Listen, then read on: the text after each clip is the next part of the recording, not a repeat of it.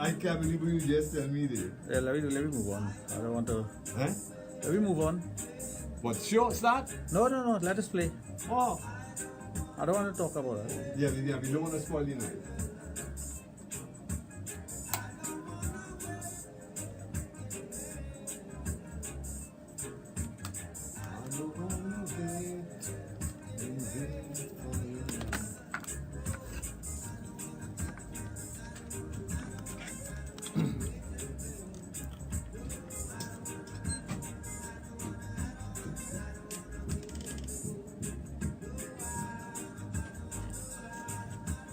I don't wanna wait in vain.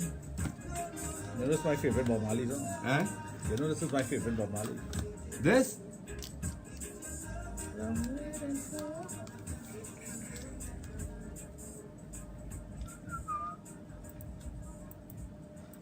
This is Power 102, empowering you. Sexplosion is on Power 102, Wednesdays and Fridays at 9 p.m.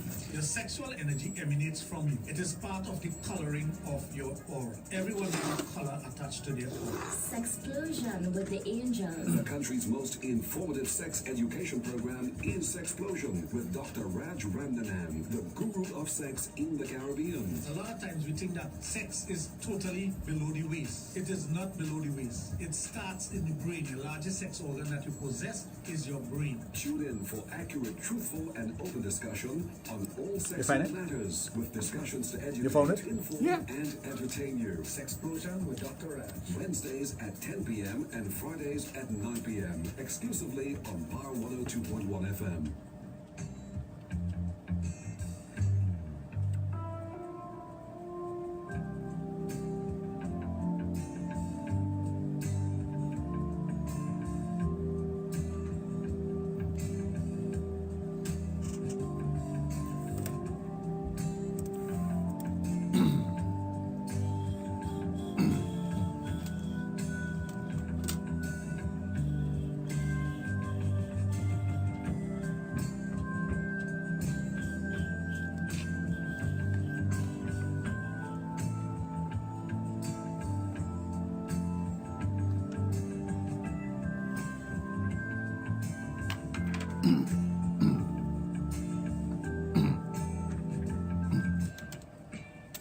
Well, thank you for staying here with us on Power 102.1 FM and a very special nighttime greetings to you. Special thanks as always to Auntie Norma and the crew with Men in Mind. And a very special thanks as always to Mac Daddy kicking off our evening into live nighttime programming here on Power 102.1 FM. Well, it's time for Trinidad and Tobago #1 nighttime program when it comes to sex education. Sexplosion on Power 102.1 FM with the only sexologist in the Caribbean, Dr. Raj of Total Image and the Adult Therapy Center out at St. Augustine, where he treats all sexual dysfunctions. And a very special good evening to you. Well, first and foremost, my family, I must extend a very happy birthday to you today. Thank you. Celebrating your birthday. I guess you're getting closer to me, and as far as where age are concerned, I hope to catch up with you. You're just around the corner, as a matter of fact. Well, I hope to catch up. That means I'll have a lot of years ahead of me. No, not a lot of years. You might have a couple of years to catch me, but I know for a fact. So how you spent your... Well, a pleasant good evening, first of all. My apologies for not saying good evening to everyone, to those of you on Facebook, those of you on Instagram, those of you who are watching us on the app, and also www.power102fm.com. Of course, we can't forget those of you who are listening to good old radio to be educated, informed, and entertained on this very wonderful evening. Special evening. Special good evening. Today was, my birthday started from yesterday, I must say. Yesterday. Yes, I had a special prayer early in the morning. But it's always good to start. Yeah, I couldn't do it today because the deadline for doing it was yesterday. So I did it yesterday, and today had a fantastic time with my best friends. did our usual thing, but we had some individuals who were also celebrating their birthday and whatnot join us. And we had a fantastic time, so I must say thank you all for the greetings. From 4 o'clock this morning, well, actually from 12 o'clock last night, I was getting greetings coming in left, right, and center from my friends all over the world, those of you who are in Trinidad. Wherever you were, they were sending greetings. I have to say thank you very much. Much appreciated. I feel special. And I don't know what else to say. It's just something that, it's 55 today. If you remember that number. You said that really fast, boy. 55? 55. Well, you know, before when I was like 25, I would say, 52, I would say 25. Yeah. When I was 53, I said 35. But when you reach 55, you can't turn it around. No. So I had to say 55. Yes, I'm done with that. Yeah, you have to go with the number. But I don't mind aging. As a matter of fact, I appreciate aging. I think aging brings wisdom. It's amazing, you know, and if you speak to someone who have not experienced aging, they can't understand what you're saying. It's very difficult to understand that. And I just want to say, when you reach certain milestones in your life, there are so much changes that sometimes you and all are not aware of it. You are not aware of it, but something would happen and you're like, I wouldn't have thought about that. Or I wouldn't have done that so in my younger years. And even my sister was joking with me, and she, we always joke about birthdays and whatnot, and she was telling me, when you reach a certain age, you start to get aches and pains where you never imagine you'll get aches and pains. And she was telling me, now you sleep with all these rubs and whatnot at your bedside. That's a fact. Yeah, that's a fact. And if somebody move it, you're mad. You feel you can't go to bed. No, you're tizzy. And that's a fact. As you age, there's so many things, and the body has an aging process. In Sanatan Dharma, I teach you that Mrityulok, which is this age in which we live, this planet that we live on, is called Mrityulok. Once you're born on this planet, you have to die. There's no getting away from that. So the only thing that is guaranteed in this life is death. So for any time you're born, you're dying. You're not living, you're dying. The older you get, the more closer you reach to death. Oh, well, okay. Yeah. So these are the little facts that when you put it in your mind and you start to play around with it, and you as an individual comes to term with the fact that I am going to expire one day. You don't know when, you don't know how, but you do know that you're living. So the life that you live is very important. The life that you live and what you do, some people give back to society in a particular way. Some people uplift society. Some people enrich each other's life or other people's lives. And there's so many ways we contribute positively to the world. And, I always make mention of this, that your legacy and your name lives on until the day the last person remembers you. And that's it. After that, you no longer exist. That's why there's something called history. And you'll hear about someone from history from before Christ, after Christ. You hear these names and you know nothing about them. You hear about Nero, you hear about this one, you hear about that one, you hear about, and you're like, they're not from your era, but you hear the name. And it's because someone keeps the name going on because of history, because of what they've contributed, because of what they've done. Now, when Nelson Mandela, he died not too long ago, but fact remains that his name was there before he became this famous president. I remember when I was in university, there was a good friend of mine, his name was Lisu Umar Gabai. And I always looking for this guy. He's from Nigeria. He's from the north state of Nigeria. And Lesu used to be listening to these tapes, and in those days was cassette tapes, constantly.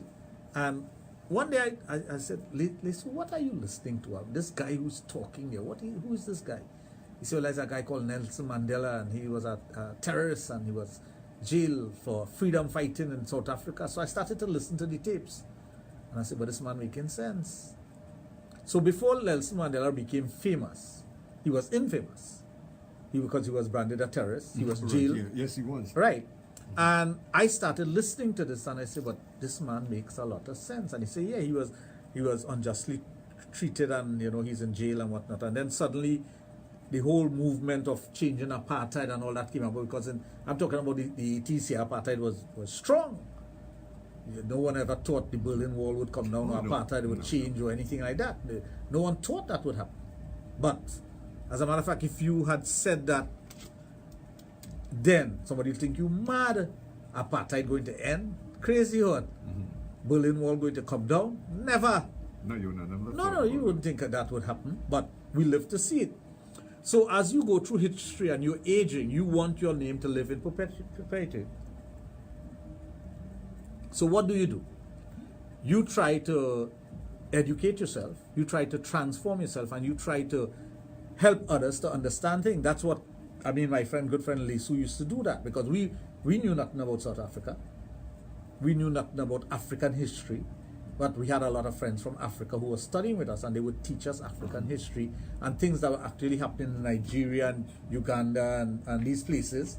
But the majority of the students we were in contact with was from Nigeria. And we learned a lot about Nigeria culture. As a matter of fact, I had two friends from Nigeria who wouldn't speak to each other. One was from the south and one was from the north. One was a Christian and the other was a Muslim. And when we started to tell them how Trinidadians will live, they were like, what? You all don't have war and fighting and no? Wait, you telling me a church and a temple and a mosque on the same street? Yeah. They're next door to one another? Yes. And they couldn't understand that concept until I used to get regularly newspaper from Trinidad. Yeah. And I would show them things and they couldn't believe it because it was not part of their culture. So when you understand that things we take for granted, others will see it as strange, and things they take for granted, we see it as strange. And that is what you talk about cross-culture. Culture across regions and whatnot. We would not understand that. And sometimes we try to apply our culture or our way of life to another scenario, another settings in another country, even a country as close as Venezuela, and it will not fit. It will not fit into that context. Because when you talk about Venezuela now, you talk about one religion. In Trinidad, we are multi-religious. Right? Yeah. When you talk about maybe another Caribbean country, they would not have the same ethnicity or the makeup of our citizens as they have. We are different. So it's difficult sometimes to understand the culture of the country, the way they do things and why they do things and what they say, and they find it difficult to understand us. Right. So I remember the first time I met this girl from Jamaica. This was in 77, I was in Jamaica, and she called me a coolie. Now that's an insult to a Trinidadian, but that's how they call an East Indian person. So right there was a cultural difference, and although you feel offended hearing it, you have to try to figure out, well, why would she do that? It was not an insult. Because in Trinidad, if somebody call you that, it's only when they're cussing you and quarreling with you. Well, of course, yeah. Yeah. They call you that normal. No. But she called you that normal. So I asked someone about it, and that's when it was explained to me. That's what they call an East Indian person. So you have to understand these things. The different cultures. Different cultures. I know you have a tune lined up there. I want you to play that before we continue. Okay.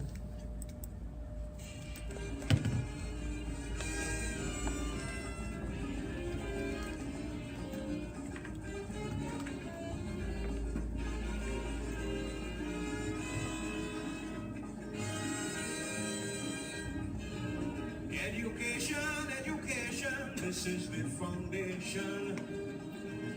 Our rising population needs sound education to be recognized anywhere you go. Have your certificate to show, to enjoy any kind of happiness. Knowledge is the key to success. Children go to school and learn well. Otherwise, later on in life, you will catch real hell. The birdie. Without an education, They push back on What? they push back Curry program. What Curry time? at 1 o'clock. The one? Yes. whole wide world for an uneducated little boy or girl. Don't allow tomorrow you got to learn today.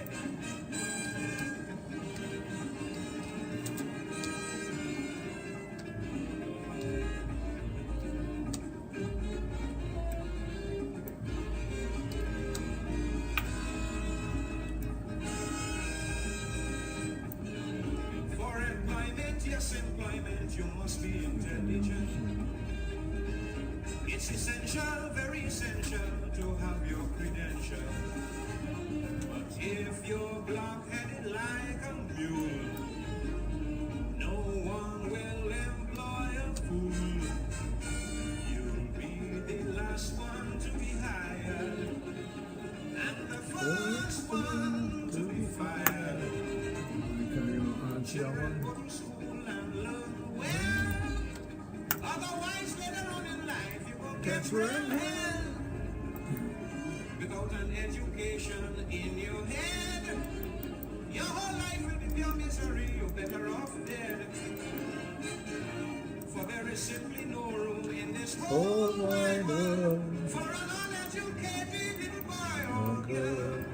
Don't let idle come. Don't follow idle companions or you will get burned. To earn, you got to learn.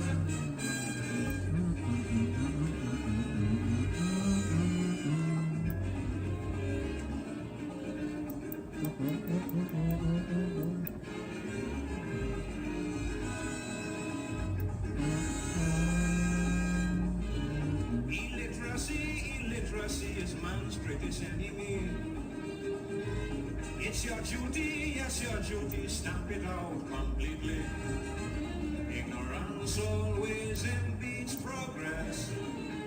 Education saves you much distress. So learn as much as you can. For the nation's future's in your hand. Children stay in school and learn well. Much commercial. Otherwise, later on in What is life, that? you will get Commercials red. now. We can put some commercials here. Without an education in your head, your whole life will be pure misery. You're better off dead. For there is simply no room in this whole David, how are you? for an uneducated Charlize, boy or girl. Asha, Don't allow idle Izzy, companions to lead you Petra. astray. To earn tomorrow, you got to learn today. Da, da, da.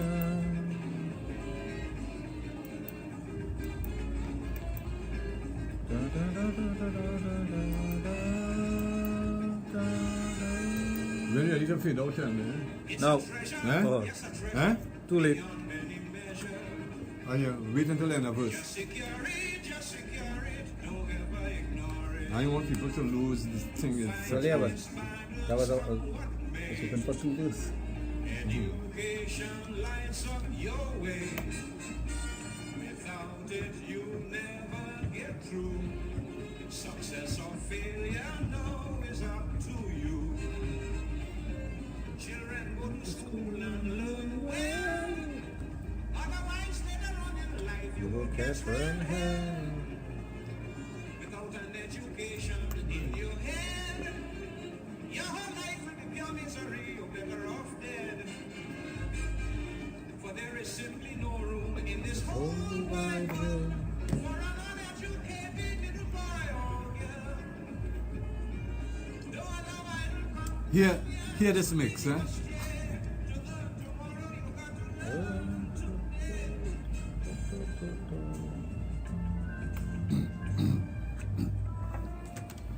Taking our time to 19 minutes after 9 o'clock, you are on the inside of Sexplosion on Power 2.1 FM with the only sexologist in the Caribbean, Dr. Raj of Total Image and the Adult Therapy Center that's in Augustine. Yeah, We're back. I know they say, okay, yes, birthday boy, we back. Birthday boy, thanks for see, I still get a birthday greeting, so No, again, that's thank good. you all very much. But it's always nice to get... I want to ask you a question. Yeah. If you have a cake, a whole cake, and you give me a piece, Yeah. you end up with more cake, less cake, or the same amount of cake? if I have a cake, I give you peace. It's not a trick question. And And you give me a piece. You end up with more cake, less cake, or the No. same amount. Come on, Junior. I would say more cake. Or you end up with more cake. Because if I give you a piece of a cake, I'm cutting a cake. Uh-huh. I'm giving you a piece of it. A piece is part of a cake, right? Right? A piece is part of a whole. Okay. You have a cup of tea Yeah. and you give me some. You end up with more tea or less tea? Let's see. Well, right. Yeah, But but what's you the see only thing that you give? And when you give it, it multiplies. Sex. When you give it, it multiplies, it expands, Lost and my- you don't end up with less. Tea. Education. Education. Oh, so I knew there was a catch to it somewhere. along the line. Education. There's not a catch to it. It is trying to get people to be educated. Yeah, that's important. That's what we've been doing here for years. When you spread education, I go and learn. I went and learned. So I started learning at a very young age. My process started preteen, Uh-huh. right? I had to get that knowledge from somewhere. I wasn't born with that knowledge. No, you wasn't. No. Well, right. So I started to learn. Who did I learn from? I learned from writers, authors. I learned from lecturers, teachers, and whatnot. The same thing with you. You went to school. You learned from someone. That's why teachers are very important. Persons who teach, and I'm not only talking about teachers in school. I'm talking about teachers, people who teach you things, a vocation, whatever you're learning. Even your friends, your associate, people who you grew up with. Oh, you. The streets. Somebody must have taught you how to play cricket. Somebody must have taught you how to fly a kite or how to make a kite. But the most common But one. it's teaching. You're continuously teaching. So my process started pre-teen years. And I continuously learn. But there came a time when I was given the opportunity to give out the knowledge via radio. Social media wasn't a big thing then. We're talking about 2000, 2001. No, it was not really. Right, it was not a big No. thing. It was now developing. So here I am with this opportunity to come on radio to educate, inform, and entertain. The entertainment part also could be tutorial. Because sometimes we talk about something, it may be entertaining to one person, but another person may learn something from it. So you're learning continuously. So we're imparting knowledge, we're giving education out there, we're giving information. But when I give information out, it doesn't mean to say I lose anything. As a matter of fact, sometimes I gain something because when I give information out and somebody call and give back some information, I learn something from them. Yeah. So it's a learning process. It's a procedure. It's something that is happening. So that's where persons have to start thinking that when I learn something, it is somebody imparting knowledge to me, and I could expand upon that knowledge if I choose to. I could go to a university. I could go to a research center, a library, or whatever, and look at these things and say, yeah, what? I am educating myself, but I learned something today. I learned today about the weather, but let me find out more about the weather. If you want to find out more about the weather, you go and you start doing that research, and you will find out what is hot, dry. You'll find out about the 4 seasons. You'll find out about different things. And as your life goes on, you expand on your knowledge. You expand on your knowledge not only in school, but also around you. Even travel. That's why, they say when persons travel, they learn a lot. Yeah. But there are some persons who travel and they learn nothing. They learn nothing. They don't. I have heard persons make comments in customs and whatnot that if they make those comments in other countries, they get locked up for it. They would hold you for it. You're not supposed to be insulting an officer and whatnot. I have seen people do that in Trinidad and get away with it. But in some other countries, you can't do that. What you speaking when you mention officers? We're speaking in terms of customs and not Immigration and customs. immigration and customs. Because they have a job to do. You may not like it, but they have to do their jobs based on their rules. You may not understand it. It's like a police officer stopping you for speeding. You know you were speeding, but you'll tell the officer I wasn't speeding. You know you had a cell phone in your hand, but you'll tell the officer, no, I did not have. So you're telling a lie. But these are the things that we do. But when you travel and you go to another country and see how they operate,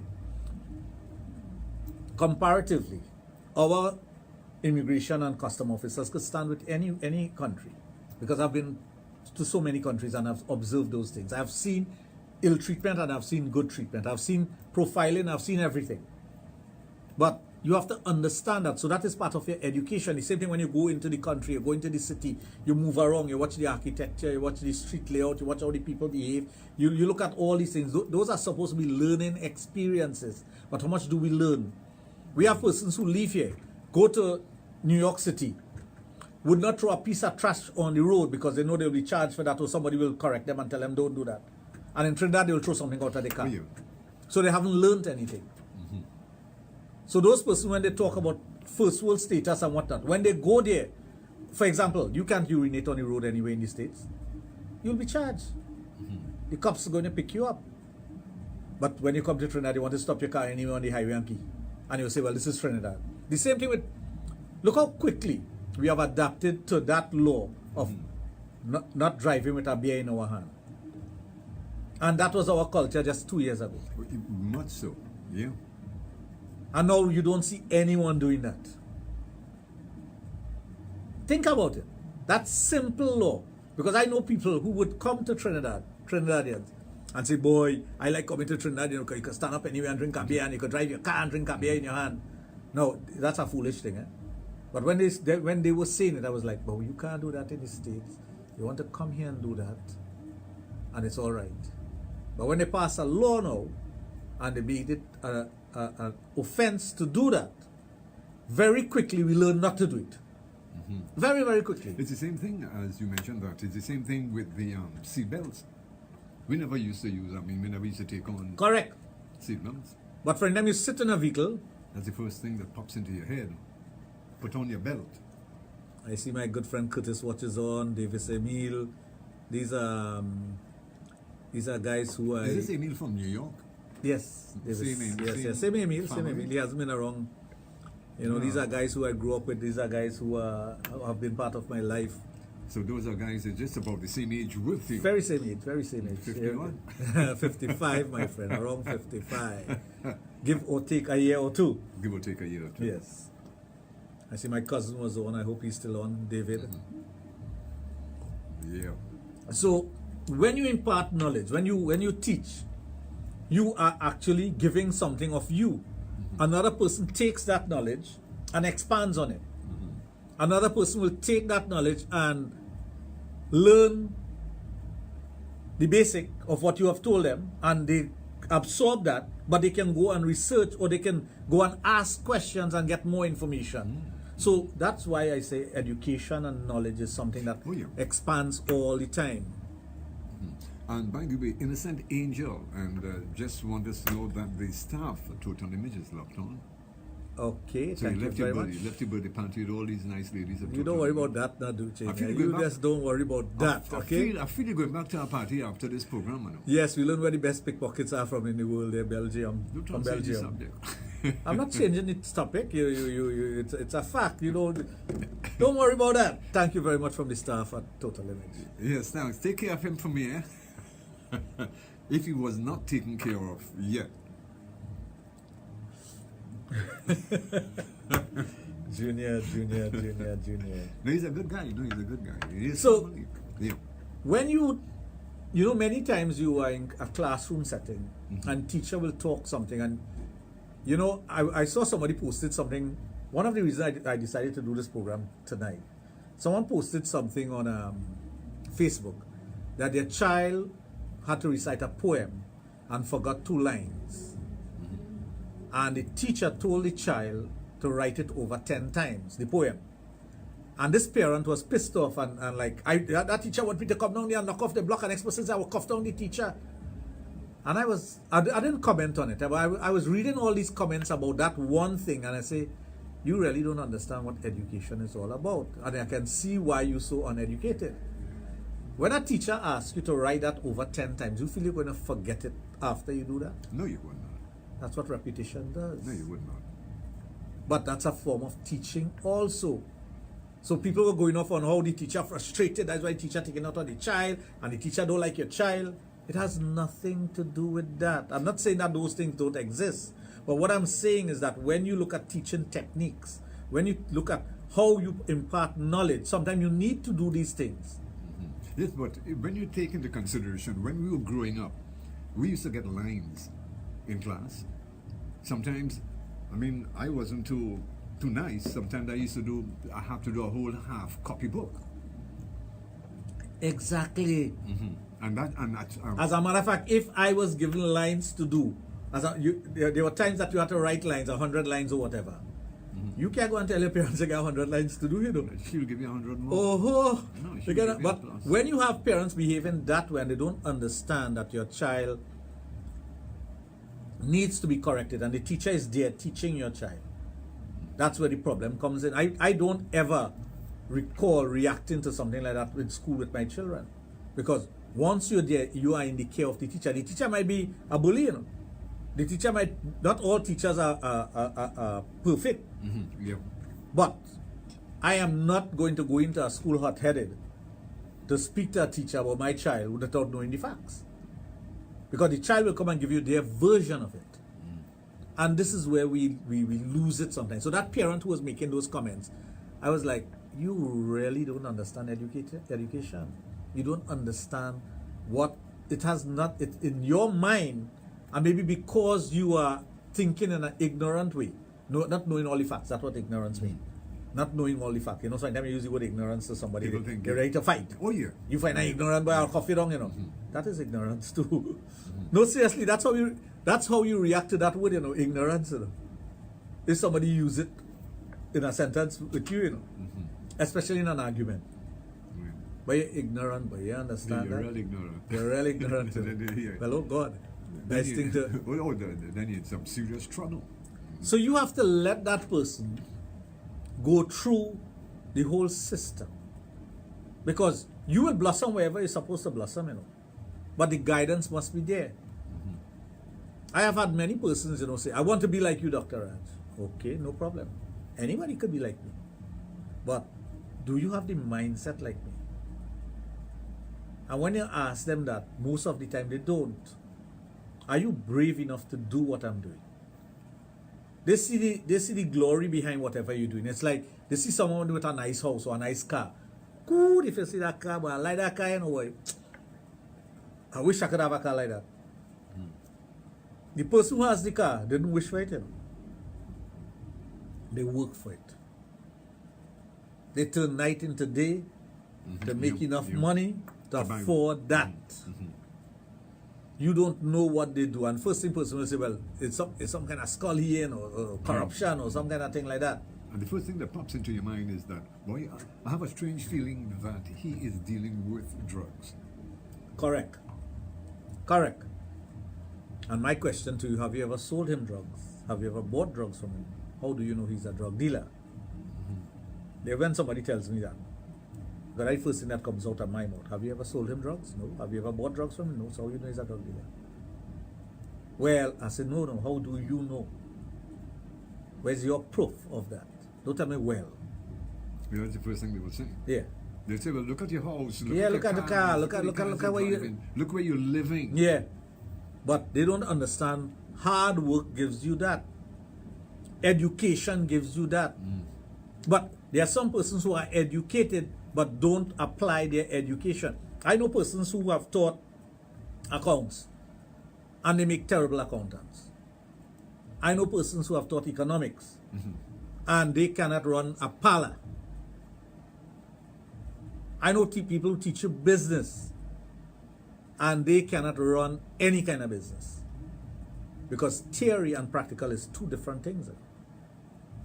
That's why I tell people, when you want to be educated in sex, it is not about theory alone. The practical, you know, in anything, if you want to become an economist, theory down the line, you have to learn all these things, you have to learn all these graphs and whatnot. So you go to school and your head are filled with all these theories and all these things. And applying it now, you have to apply it later on when you graduate.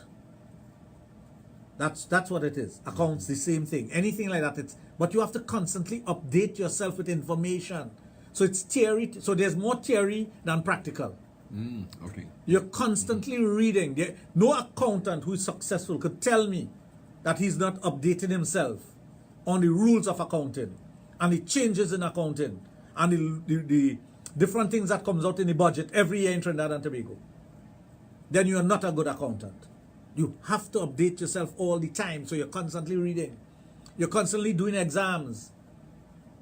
It's the very same thing with law, medicine. You cannot become a doctor and sit back and open an office and say, I'm a doctor and I don't need to read another book. You have to. You must. You must know all the changes that are taking place. There's new information coming in all the time. Correct. So you're constantly updating yourself and educating yourself. With sexology, sexual therapy, those things. Practical is more than theory. Yeah. Practical knowledge, understanding human behavior, understanding when somebody tells you something, what they're telling you, or how they're trying to relate to you. Most of the time when somebody meets you, they're trying to have an upstart on you. They're trying to overcome you in some way or the other by the things that they're saying, because they think they know more than you when it comes to sex. As a matter of fact, one of the first things that are said to me most of the time is, I don't need to see, you can't tell me, you can't teach me nothing about sex. I know everything. Cool. I'm not trying to teach you nothing. I'm not trying to teach anybody anything. I'm not trying to show you where you're going wrong. If you think you are the best, you are the best. Yes, but on the other hand, nothing you can tell that person will change their attitude or change their way of It's an mind attitude. thinking. That's the right word. They are trying to tell you that, hi Kadeen, they are trying to tell you that I know more than you because of the topic you're talking about. Because remember, it's an ego thing, Sex is ego. The word sex is synonymous with that 3-letter word called ego. A man's sexuality or sexual behavior is associated with his ego. That's why a lot of persons are homophobic. They don't want to relate to anything that deals with homosexuality, because they think it is going to be an endorsement of themselves. So they don't want to have any relations with that word, homosexuality. So they divorce themselves from that word, they divorce themselves from that community. They don't want to understand anything about the community. And their thing is that I am macho. I am macho. I don't need to, gay thing, I'm not in that. But they wouldn't stop to think that I need to educate myself on that way of life, because it's education. It's sexual education.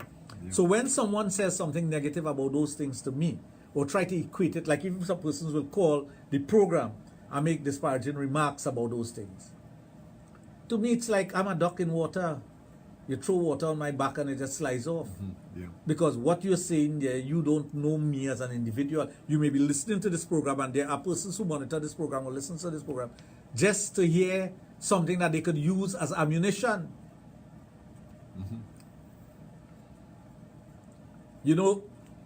Today I was watching a program where someone was talking about persons trying to imitate them.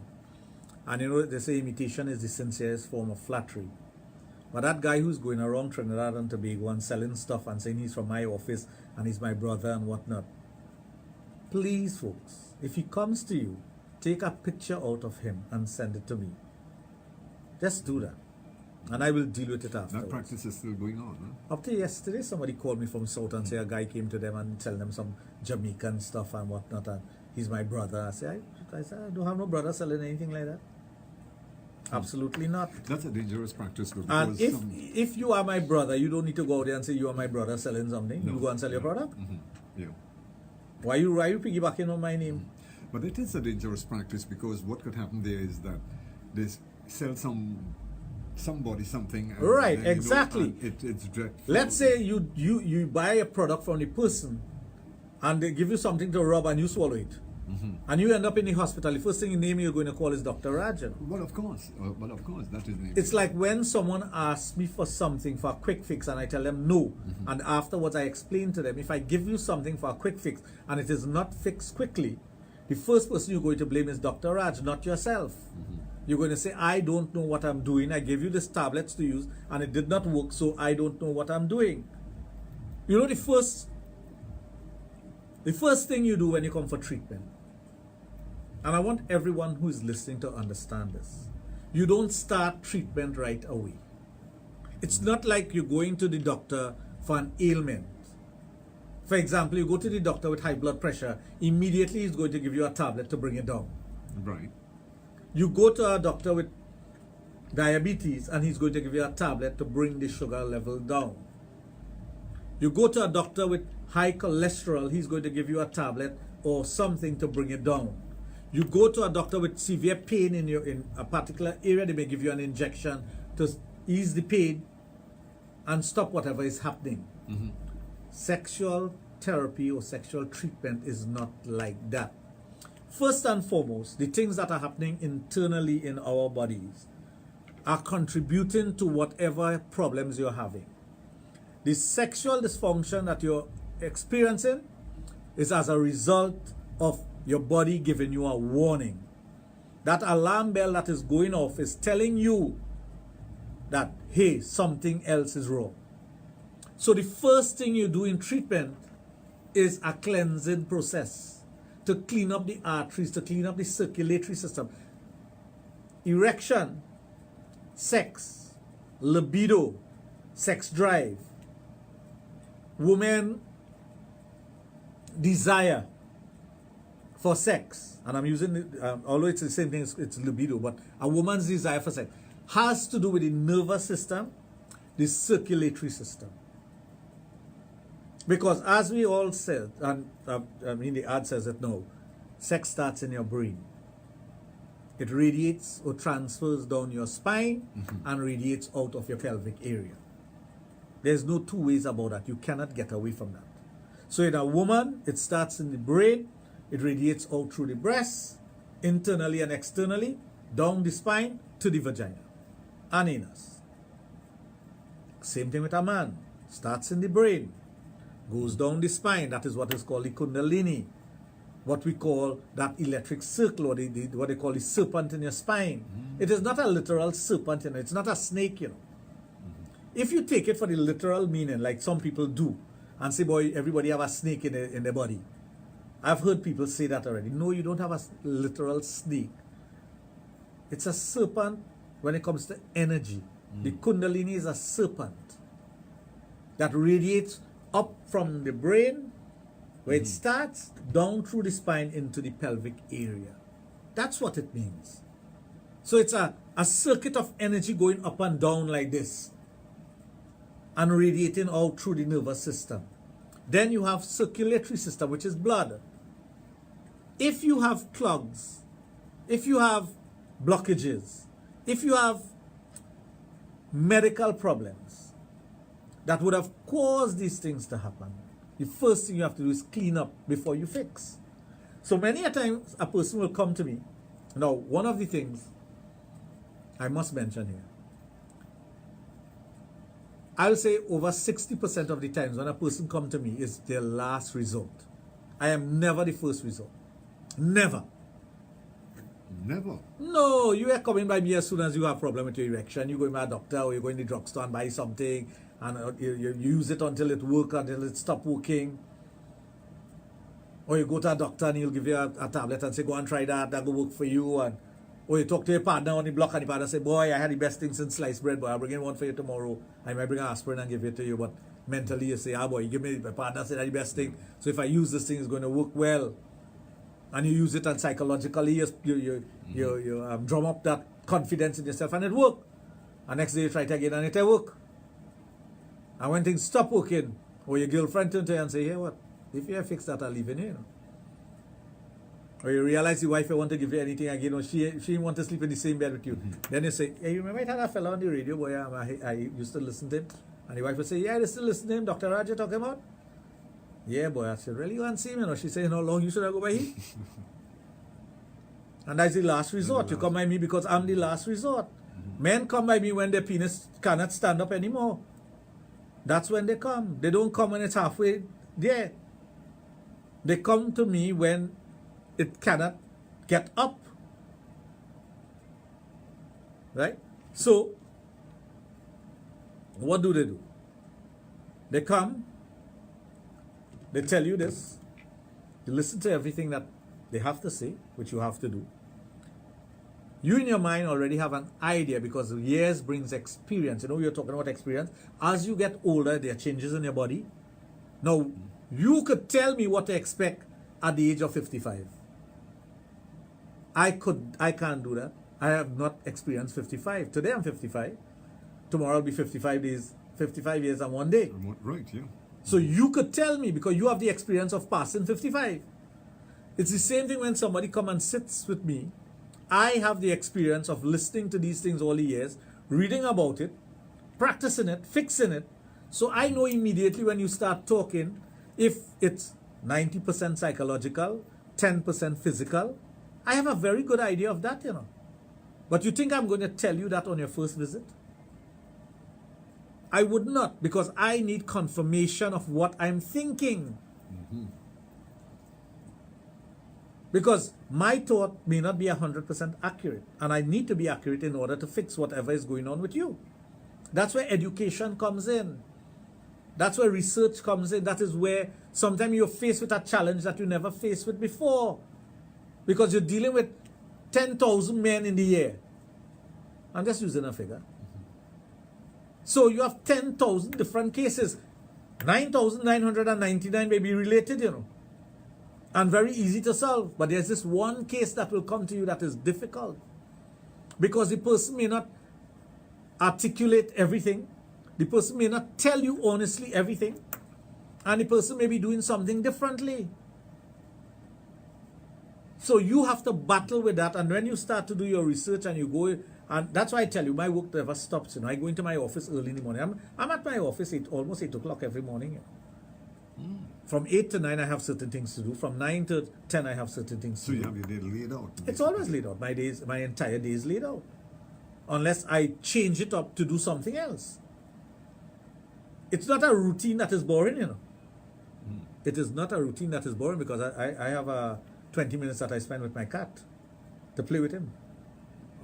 Oh, okay. Not that cat. I don't even stick it out different cat. No, I got to say only 20 minutes. 20 minutes I play with my cat. We go hunting in the back. Oh. Yeah. No, but it's always good to play with A pussy. No, it's always good to play with the cat before, especially sometime during the day. Yes. You got to give it some So attention. that is my break in between. Then I have IPL cricket. I'll watch a bit of that. You know, different things. Yeah. So my day is never boring, you know. But there's time for research. Because I would have seen patient 2 days before. And now I need to do research on things that I made notes on. So the file comes back to me and I start doing my research and I start looking at certain things about an individual. And I'm waiting for them now to bring the information that they need to bring. When they bring that information to me, I'm already equipped, you know. I'm already equipped to deal with their problem. Mentally, I'm in that zone. You program yourself, basically. Physically, I'm there. Yeah. Emotionally, I'm there. So I am equipped to deal with it.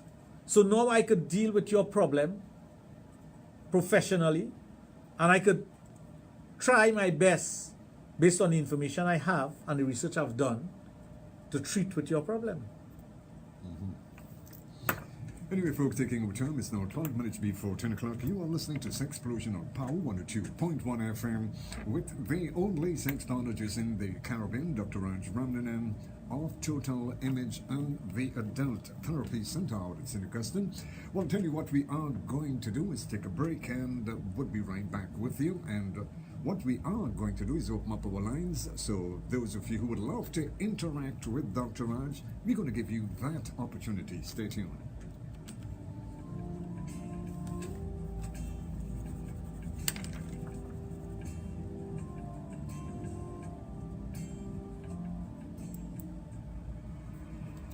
It's Live at Lunch with Corey the Slick Pascal and Chris. Weekdays from 1 p.m. on Power 102.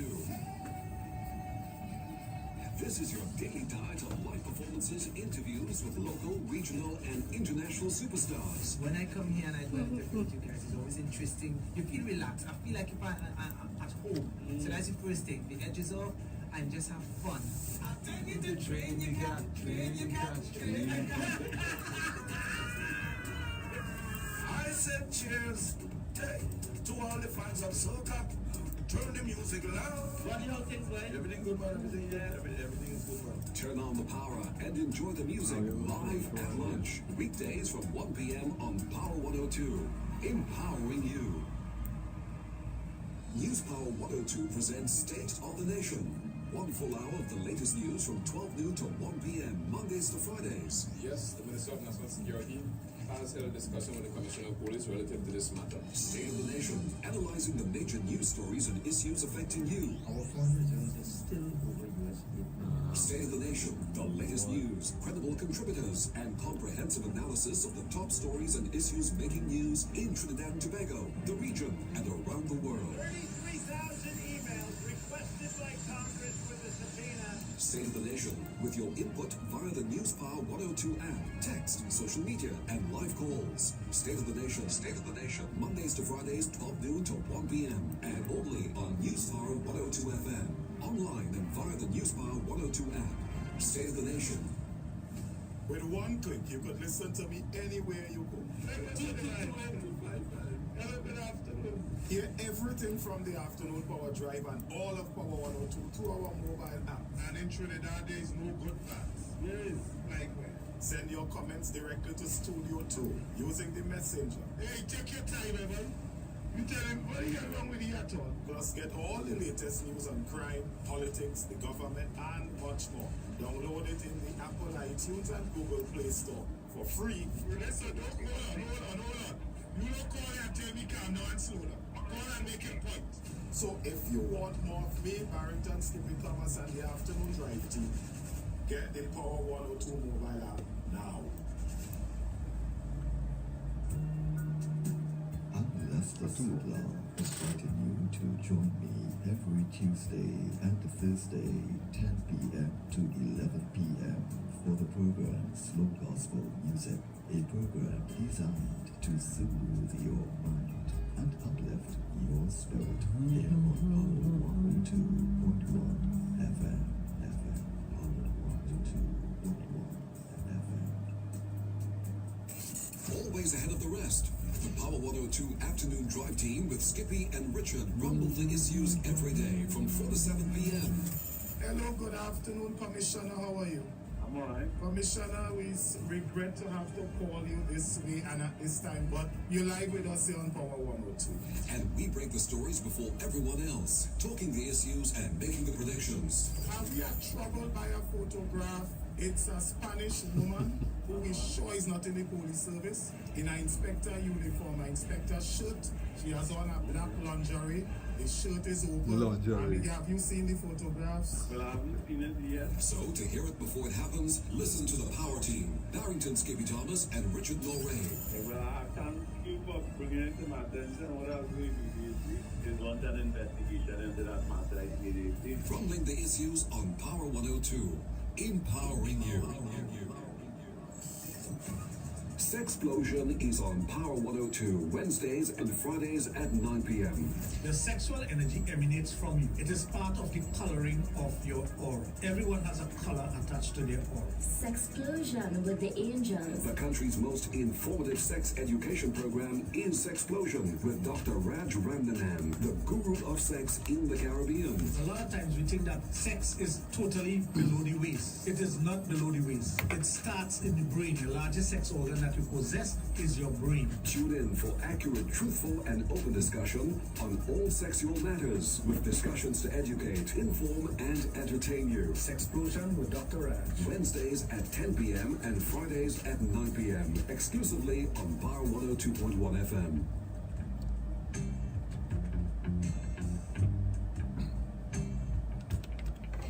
Well, I could definitely tell you that we are taking sex education to a whole new level inside Sexplosion on Power 2.1 FM.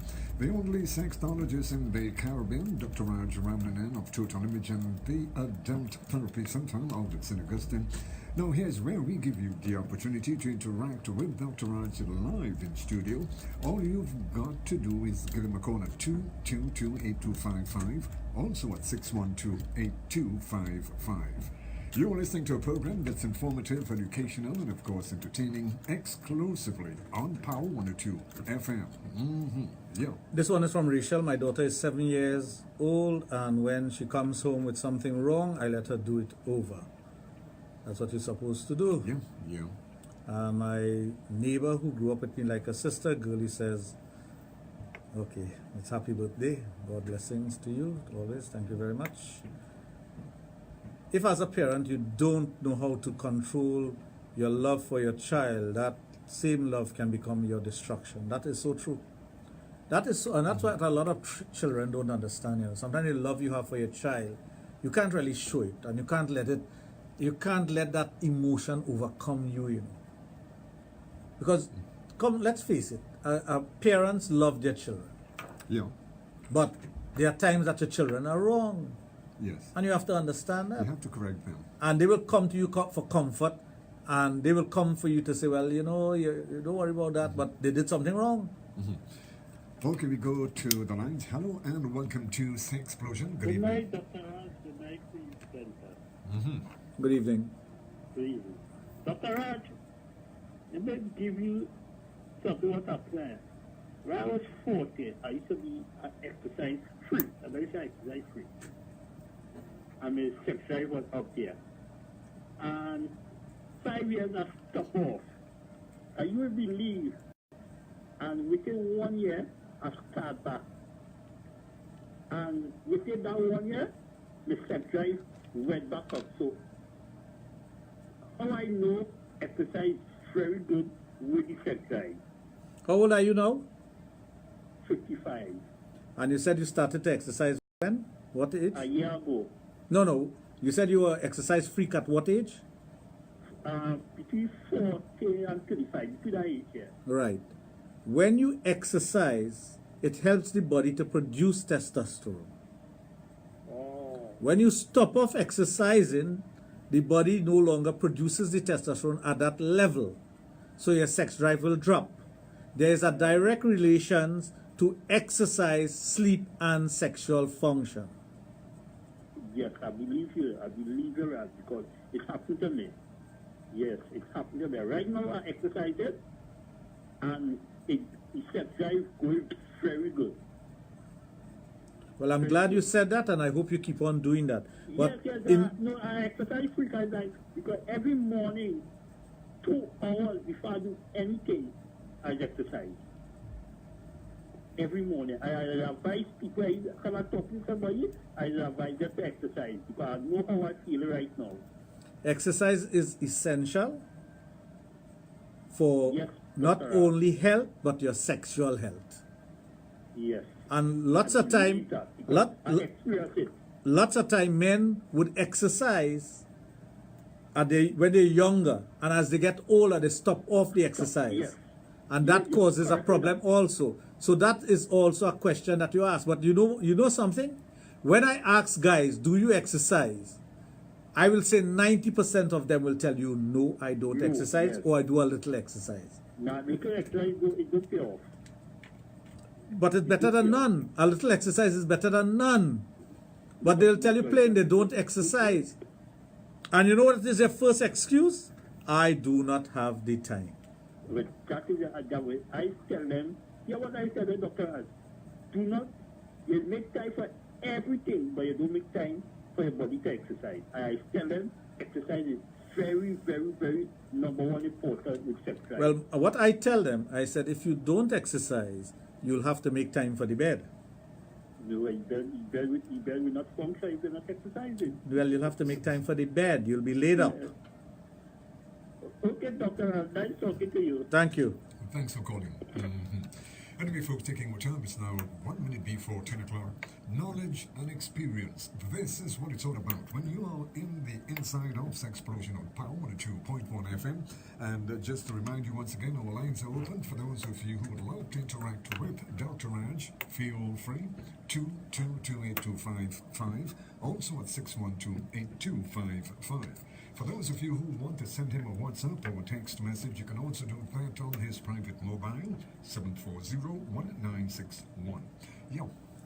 After Sexplosion, good evening to Charlize. To who? Charlize. Shaliz.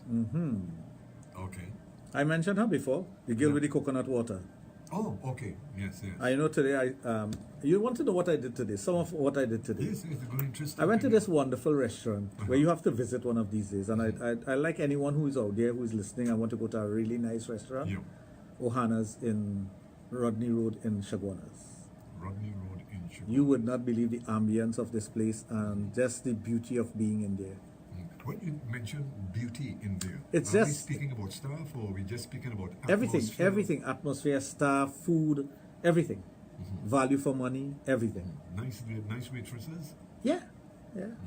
But you don't go there to look at the waitresses, you go there for food. No, well, watching a beautiful waitress, you know, it will open me It's very appetizing. It will open me appetite. I know you would go down that road. Especially if you drop some change, a couple dollars on the ground and by mistake she picked it up and No, say, look, no, you they'll just dropped tell you something that's out. your money, you have to pick it up. No, they won't do that. No, because this is There you customer go service. again. There you go again. Customer service. So we had a wonderful time there. My good friend Bhumi dropped by, and her birthday is also today. And So it was just a fantastic time spending time there, and it's one of my favorite places to go and hang out. And as a matter of fact, for all the listeners out there who want to go to Hannah's, just tell the boss lady, Dr. Raj I sent know, you. well, I know, yes. Yeah, Oh, because no, it's I'm going to go there. the first time I went there, I just fell in love with the place. And the service and everything is top of the line. And you know, based on my travels, I could tell you what is good and what is not good. Well, I would think so. Yeah. And that's why I tell you, it's a learning experience. Anywhere you go, you learn something. And when you go to a place where you see they have this world-class service, and the ambience is fantastic, the food is fantastic, there's ample parking for everyone. I mean, like I'm doing an ad for them. But When you see that, honestly, I'm really impressed with the when you place. see that the staff was really, really helpful and nice service. Janelle, Sue, these are people who are wishing me happy birthday. Randy, Chan, Benton, Nalini. Okay. It comes up twice. Kello. Okay. Kello, I know that name. Kello Charles. Where do we know that name from? Kello. I know that name. Davis Emil is watching, my good friend from way back when. Yes. Melissa, Alana, Wazim, Alexa, Christine, Asha and Jason, Auntie Shirley, my good friend Ronald, who I grew up with in Waiko, Sangre Grande, Arvin, Vindu. Pleasant good evening to you all, and thanks for the wishes as we go along. I see my son has joined us. Hey, family. Rudy, how are you? Rudy, my brother, how you going? Because Rudy and myself is the same age, almost. Huh? Nah, don't say that, boy. People think my son older than me. Or you can make a mistake like that. He's a good guy. Nice. Have grown well. Yeah. Asha and Jason locked on as usual, so pleasant good evening to you. So we're talking about how you go about understanding and analyzing people. And everyone has that ability. You know. We don't realize we do it on a day-to-day basis. You know, we live in a time when it's not safe to go. It's not safe to lime. It's just not safe in Trinidad and Tobago. And let's face it, that's a fact. When you go to a place to hang out, let's say for example you go to a bar, you have to watch every person who comes in the door, you know. If a man have a cap on his head, you're going to look under the cap to see his face. It's because we live in that kind of environment now. And that's not a good environment for anyone. We're living in fear. We're living in fear. And it's a fact. And I don't see why those in authority don't understand that these things impact on everything in society. And let me explain that to you. If you are fearful of going out, before that fear came into you, and before, you would have easily picked up yourself from home and go on the road and back on soup. Pass by the man who's selling oysters and stop out and drink an oyster. Passing by the bar, you want to drink a beer or you want to drink a soft drink, you stop and you buy it. No big deal because you're not fearful. You could stop anywhere, you could do anything. You want to buy Polori wrong the savannah, you pull up and you buy it. And he even sit down on the bench. Right. And that is what a free society gives you. When you're living in fear, you no longer want to do those things which you enjoy. And that is part of distressing. A man leave home, going down the road, going home, leave work and going home, stops off by the bar to have a beer with his friends, is not an alcoholic. Some persons don't understand that is his way of distressing. So he's on his way home. The guy selling fruits on the side of the road, he'll stop and buy some fruits. If you are fearful of someone robbing you, shooting you, or a bandit taking away your vehicle, you're not going to stop to do that. So you are going to go home stressed and remain stressed. The poor man who's selling on the side of the road is no longer going to get that $20 from your pocket, buying a watermelon or whatever. You have eased up commerce now. The man who is dependent on you to earn something, to send his children into school, no longer earning something. And that is what banditry does. That is what criminal act does in our country. And we have to break it down to dollars and cents in that way so people start understanding that it is not you fearful of your life alone, it is affecting commerce. No, but you mentioned something like that, and sometimes we will go out for dinner. And when you go to these establishments, the first thing you're looking for is for a safe seat. Yes. Before you are looking for a safe seat. You're like the mafia. You come out like the mafia, You ever watch a mafia movie? The mafioso? They don't ever sit with their back to the door. A mafia man don't sit with his back to the door. His bodyguards sit with their back to the door. He sits watching the door. That's what we do now. We don't realize it, and we don't. That's what we do. Yes. We have to constantly protect ourselves. You go out with your wife, you have to think about protecting your wife. You suddenly, if somebody going to come and run and see handbags, so leave your handbag in the car. Then you leave it in the car. No, somebody come to bust your glass and take it. That's the society we live in today, and it is not nice. I love Trinidad and Tobago. There's nowhere else in the world I want to live. Absolutely nowhere else in the world, and I've been all over the world. And I could tell you, they are much more beautiful place than Trinidad and Tobago when it comes to safety and whatnot. There are places that Trinidad and Tobago can't even come close to. But I want to live in Trinidad and Tobago and live safely. I want to feel safe. I want to know, I don't want to park on the road and worry about if somebody's going to bust my tire, if somebody's going to break into my vehicle and take something from it. I don't want that. I want to know when I'm sitting here doing a program, I don't have to worry about that. And that's the society we live in today. But when the man who is supposed to make a living, the fellow who owns the bar and the rum shop, and he accustomed having 20 guys stop in the evening time to have a beer, that's 20 beer being sold, Now you only have 3 people in the rum shop. You're closing up early. You have not earned what you're supposed to earn for the day. So how are you going to turn over? The man who is wholesaling the goods cannot sell to you because you're not selling anything. So commerce has come to a stop in this country. And anybody who could tell me that things are improving, they don't know what's happening in this country. They really don't know. They're living in a bubble. They're buried their head in the sand and they don't understand what is happening in this country at all. And when we start understanding, it is the little things that is going to affect the larger things in our country.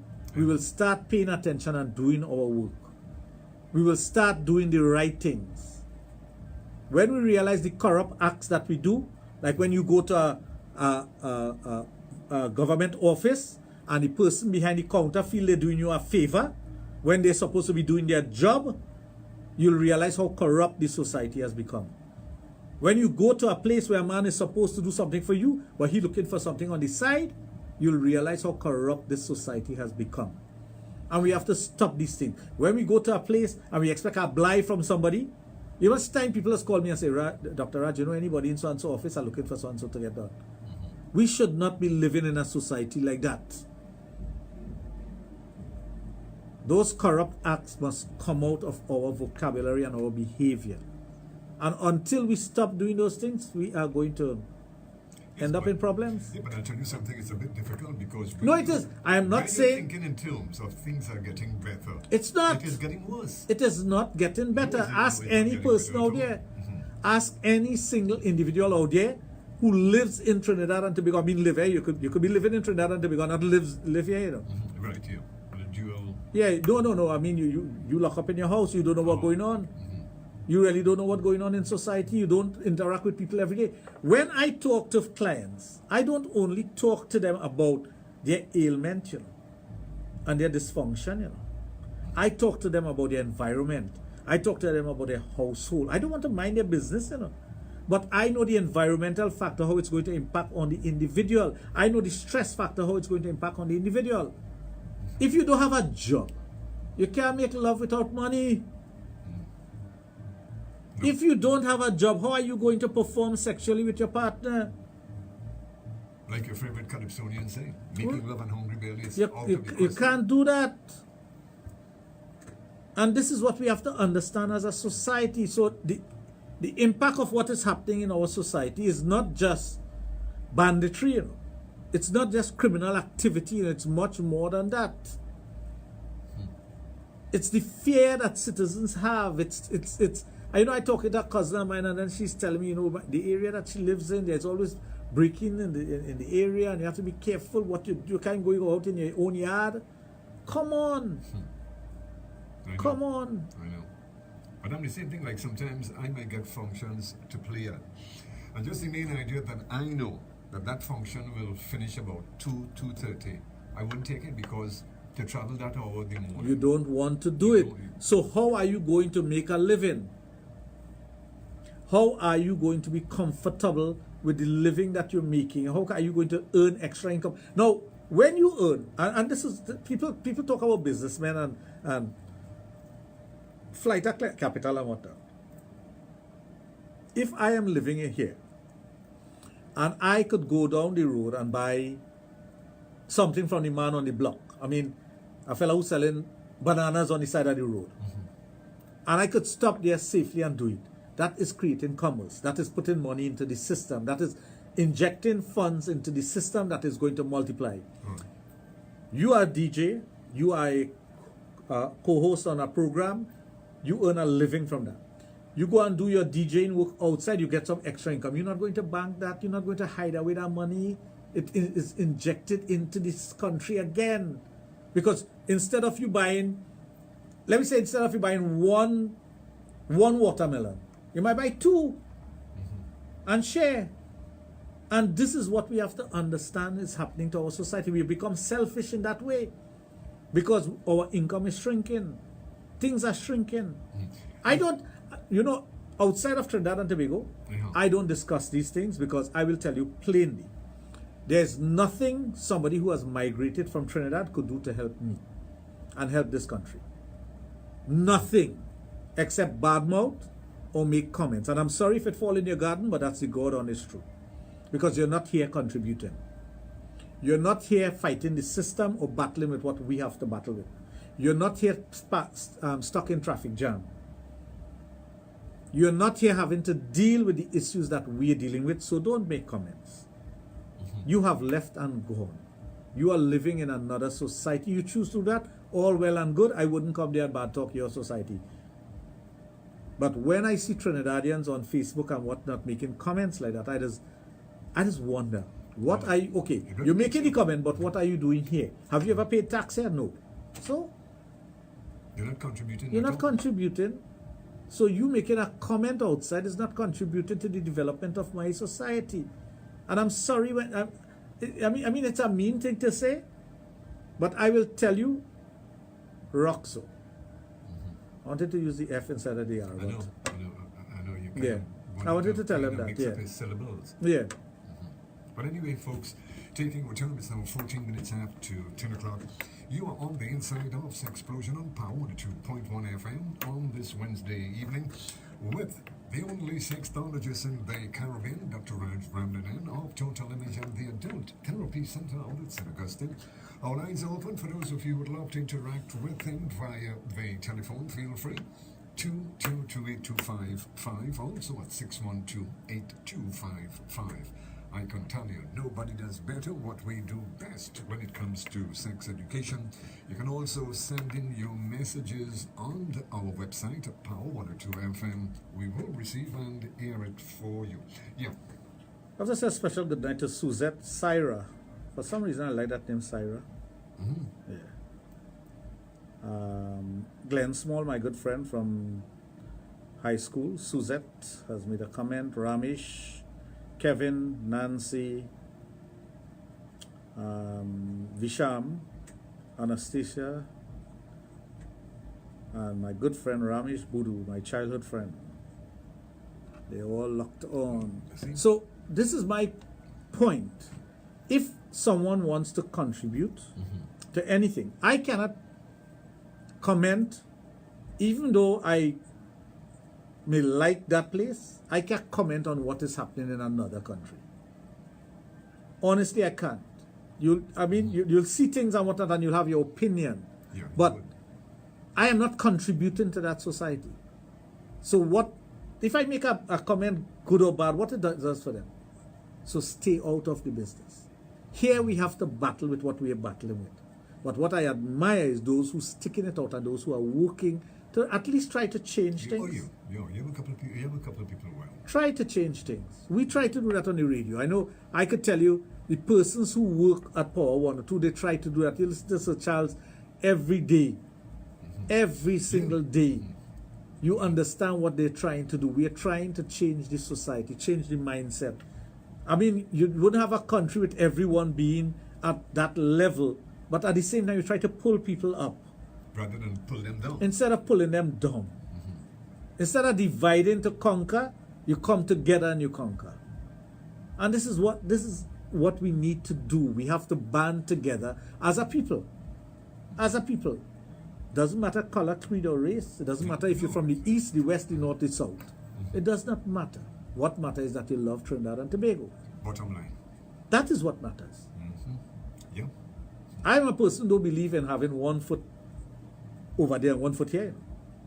I don't believe in that at all. There are persons, sometimes I travel with them or they see me and whatnot, and they will see me on the normal line for a visa, and they're like, "You don't have a green card?" I said, "No." What would I do with that? What would I do with that? Well, I thought. I said, "Thought what?" I said, "I'm a Trinidadian now. First, second, third, and fourth. I'm a Trinidadian. I don't need credentials from another country to determine who I am. I do not need that. Right? So I will go through the procedures of doing whatever I have to do to visit as a visitor." But you're not staying? No. I have no intention of staying anyway. I have absolutely no intention of doing that because I have never overstayed my welcome in any country. For any reason. As a student, I used to come back and get my student visa and go back to school. I-20 they used to call it in those days. I don't know what they call it now. What do you call it? I-20 and I-20. I-20. Yeah. I will continuously do that because I do not want to have 1 foot here and 1 foot there. My 2 feet are embedded in Trinidad. Grounded in Trinidad. Grounded here. Embedded, stuck here. So if I am stuck here because of my choice and not because of anything else, I choose to do that. And I'm very thankful that my wife never had an inclination to want to leave Trinidad. Never had. So I have to do everything possible to uplift the people in this society to make this a better nation. That's what I have to do. That's your mission. So the first thing we have to do is all these corrupt acts. We have to say, here, what that is corrupt. That is something we should not be engaging in. And we have to move forward as a society. But the ones who are accepting it or doing it, they also have to say, here, what I have to stop doing that. I have to do my work. If I go to work and I'm supposed to work from 8 till 4, I must not stop working at 3 o'clock. You know, workmen will come by you, and they are notorious for this. They will come by you to put up a wall. So they'll come to work at 8 o'clock. First thing they'll do is sit down and open their sandwich bag or whatever and start to eat. After they done eat, they'll smoke a cigarette, they will relax, whatever. By 9 o'clock, so you see they get up, start to fix up, they prepare themselves to work. By 10 o'clock, they'll start working. They'll work, they'll take the little... They are taking a full hour. They take a half an hour to eat their lunch and whatnot. Get back to it. And by 2 o'clock, you see the washing tools. How is that productive? And you want me to pay you $350. For what? For you to come and eat on my premises before you start to work? You couldn't eat at home? And be here on time for 8 o'clock and start to work at 8? And laborers and work people are notorious for doing that. They don't give you 8 hours of work. Ever. And if you go to pay them by the hour, they vex, you know. No, they want to get out. They vex because you tell them here what I'm paying you from when you start to work and when you finish work. They're negotiating. Yeah. Now I just take $350 a day. I ain't taking nothing less. Well, give me the work for $350 a day. I will gladly pay you that. Yeah. I will gladly pay you $350 a day if you start work at 8 and finishes at 4. And at 4 o'clock when you finish, then you wash your tools and pack up and leave. Not 5 minutes to 3 to finish work at 4. And I'm pretty sure in between that, between the 2 and 3 o'clock, I'm pretty sure there's a little break in between. Well, they have to take the cigarette break and thing. That must happen. So when people do these things, those are all corrupt acts. You are not giving me value for money. No. You're not. Change that habit. Anyway, folks, taking return, it's now 21 minutes after 10 o'clock. Sexplosion on Power 102.1 FM. The guru of sex education, the only one in the Caribbean, Dr. Raj, rounding in of Total Image and the Adult Therapy Center that's in Augustine. Well, there he treats all sexual dysfunctions in both male and female. Well, I'll tell you what we are going to do at 21 minutes after 10 o'clock. We're going to take a break and we'll be right back with you. Stay tuned.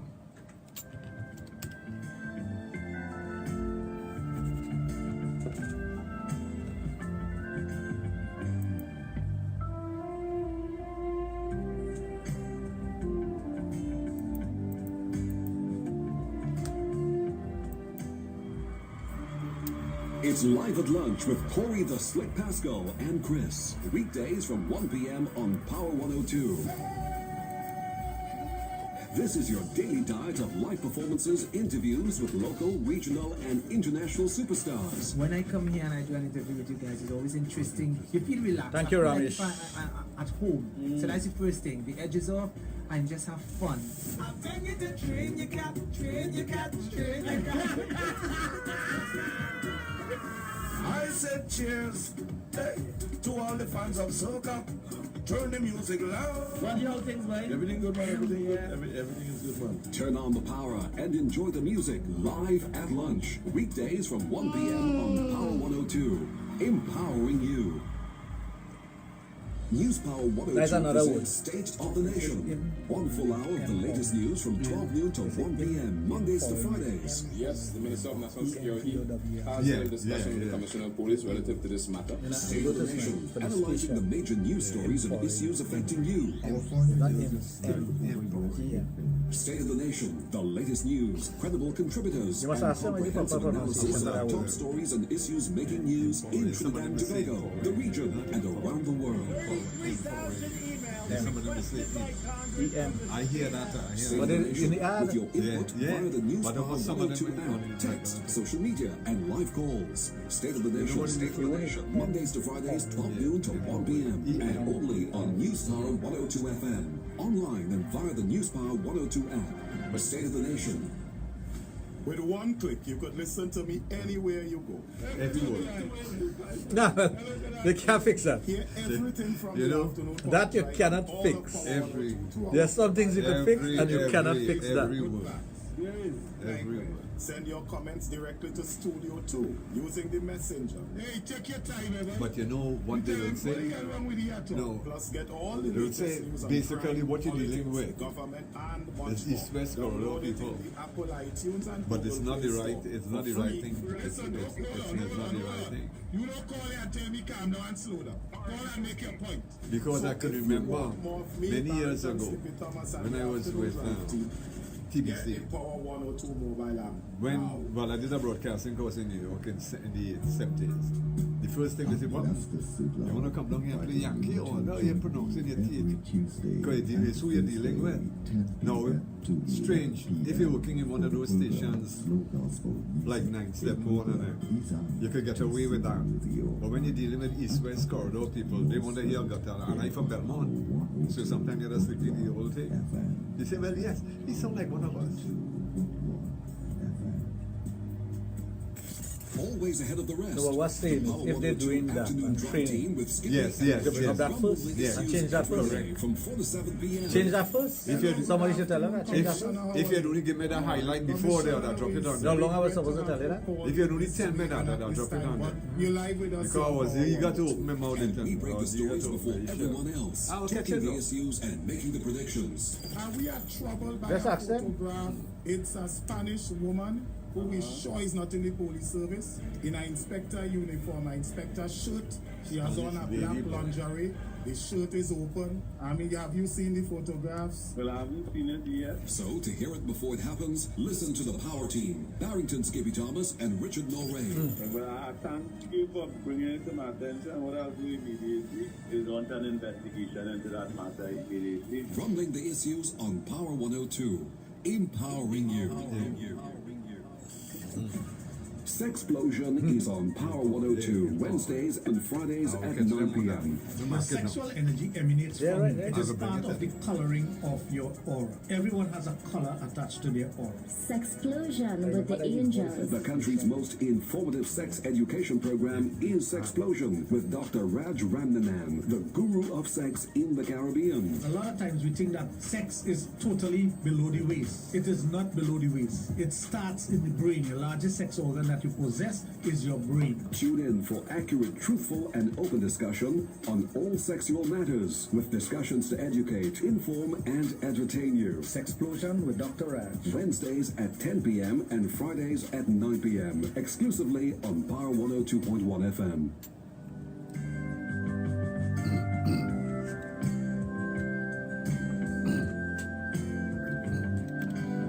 Well, it's now 27 minutes after 10 o'clock. You are on the inside of Sexplosion on Power 102.1 FM on this Wednesday evening with the only sexologist in the Caribbean, Dr. Raj Ramnanan of Total Image and the Adult Therapy Center at St. Augustine. Folks, our lines are open for those of you who would love to interact with him. Anything that might be bothering you sexually, this is the forum for it. 222-8255, also at 612-8255. For those of you who are sending in your text messages and your WhatsApp messages, you can also do that on his private mobile, 740-1961. You can also send in your messages on our website at Power 102 FM. Yep. I have to thank those who are sending me all those lovely pictures as a birthday You're gift. getting pictures as well. So you're getting pics As a birthday gift. as a birthday gift. Hi, good evening. Hi, Doctor. Hi, Raj. Good evening. I am a virgin and I would like to know what it means for a man to take a woman's virginity. Thank you. Well, for a woman to lose her virginity to a man, it means having sexual intercourse. Placing of the penis in the vagina. Entering the vagina with the penis. Now, virginity is a ticklish thing. A woman has what you call a hymen. A hymen is a circular piece of flesh that is inside of the vagina that has an opening for discharge and whatnot. That piece of flesh stretches to accommodate flow and whatnot. But when you have sexual intercourse, that piece of flesh, which is called the hymen, could tear. Okay. And I use the word could tear. In some women, it stretches around the penis. So you get a tight fit, but it may not tear. And it depends on the longevity of the sexual intercourse, the turgidity of the penis, and the ability for the person to use the waist properly. But let me ask you, before you go further, you mentioned that sometimes it does not tear. If one has sex with another, and on the female it does not tear, could she consider herself to be a virgin still? Yes. Even though she have penetration? The short answer to that is yes. It's like a woman never having sexual penetration, but using a dildo to have sex with herself. Or a finger. She's still a virgin. Okay. Technically. Technically, you're right. Technically. You lose your virginity to a man when you have actual sexual intercourse, where the penis is turgid enough to enter the vagina, and it tears or rips or bursts the hymen.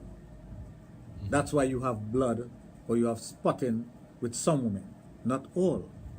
Now, a woman does not have to have her hymen to be considered a virgin. If she have never had sex, she's still a virgin. There are some women who will lose their hymen doing other activities. Riding a horse, riding a bicycle, climbing a tree, masturbation. Things like that could cause you to lose your hymen. But that does not mean to say you're still a virgin, technically. There are some persons, majority of persons out there, measures virginity by how much a woman bleed, if she bleed when having intercourse. That's how they measure it. Oh, okay. As opposed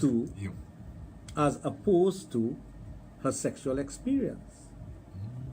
If she have never had sexual intercourse, she's still considered to be a virgin. Okay. So losing one virginity has to do with penetration of the penis in the vagina. Now there are many other situations that you could come across. For example, it could be fingering a girl who is underage, which has happened many times. I know persons might come down on that.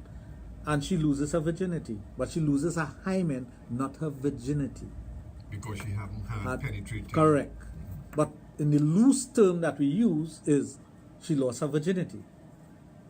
But she has really lost her hymen, not her virginity. Big difference. Big difference. But there are persons who will nitpick and use a different way of measuring it to determine whether the woman is what they call pure or not. But purity could come about. She could be a woman could be very sexually active, have a lot of sexual experience, and still be a virgin. You go, Very interesting. Last week we made mention of women who used to come from Venezuela here to study and will have anal intercourse, oral sex, and go back to Venezuela as a virgin. That makes them what? Doesn't that give them experience in sex? Yeah. Well, right.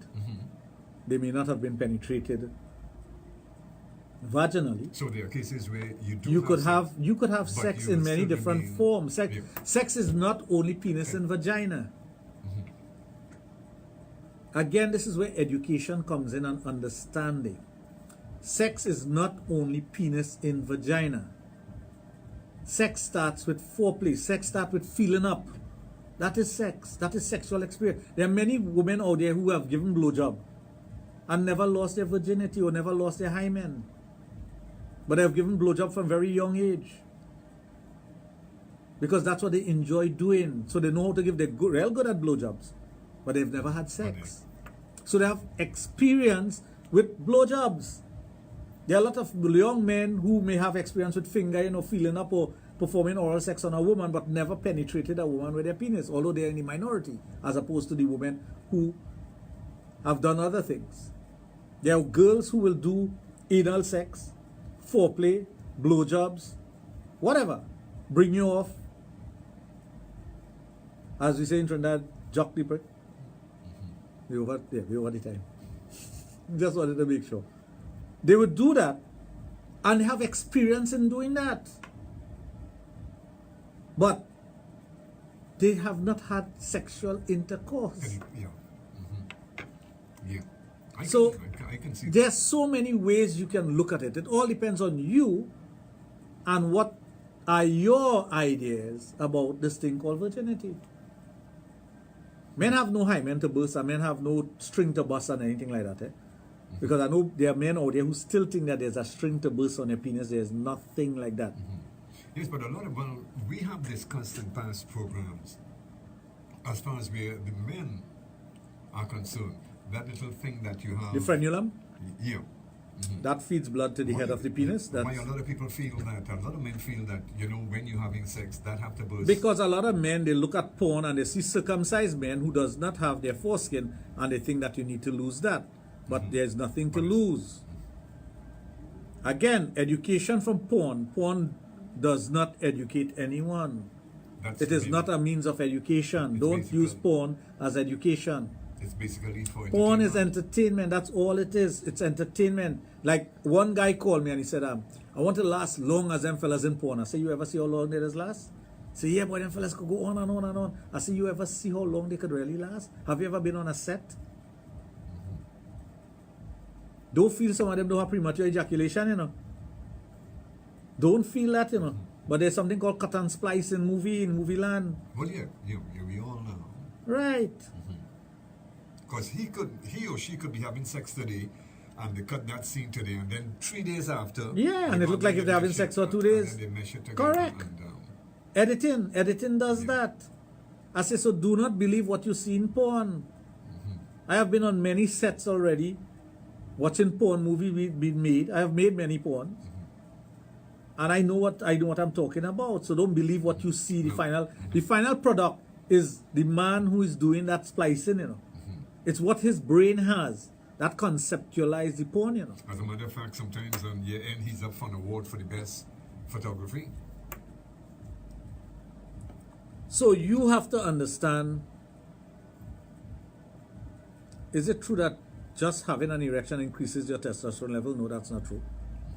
Having an erection or spontaneous erection is an indication of your testosterone level. It does not increase your testosterone level. As a matter of fact, you use up some of your testosterone. A minute amount. A minute amount. You use it up. It's the fuel that gives you the erection, so you use up some fuel. Yeah. You burn something. Yeah, like going to the gas station too. Exactly. So, you see, there's so many fallacies when it comes to things that are sexual, and so many false information, as they say, fake news now.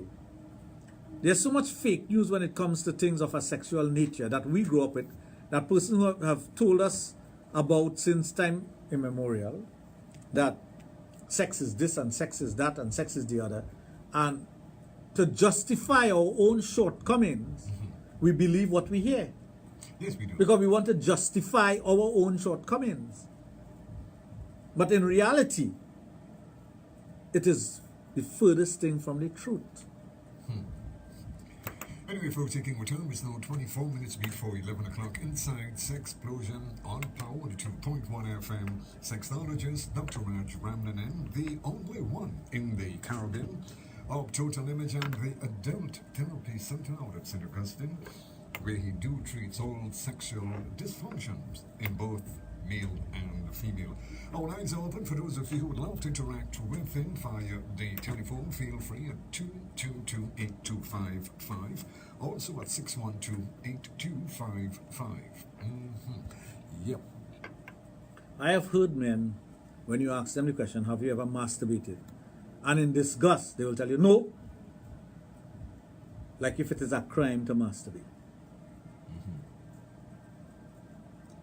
But it's like asking someone, have you ever lied? And the first thing they'll tell you, no. No, that's a lie right here. You cannot tell me as a human being, that never in your life you ejaculate your... Take a telltale thing. You can't tell me that. Especially at a young age, especially when You cannot tell me that. The penis is... If you are a curious being, as we all are as human beings, you can't tell me you never run your hand up and down your penis. Especially when you're growing and expect me to believe it. When you know coming out. And especially you go to a game or you go to a function and you see someone that you figure that, hey, look, this is the person for me. But you can't get a direct in touch with them. What's the next best thing? Yeah, you pelt one when you go home.